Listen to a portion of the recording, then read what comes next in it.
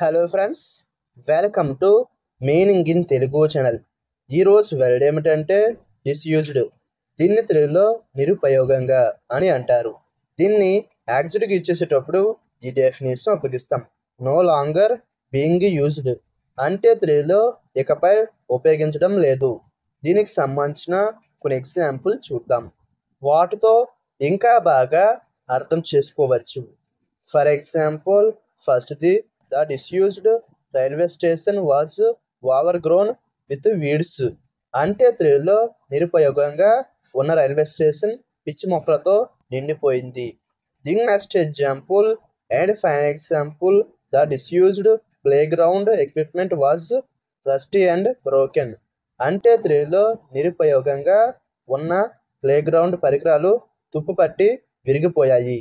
ఈ వీడియో మీకు నచ్చితే లైక్ చేయండి. మరిన్ని వీడియోల కోసం మా ఛానల్ని సబ్స్క్రైబ్ చేసుకోండి.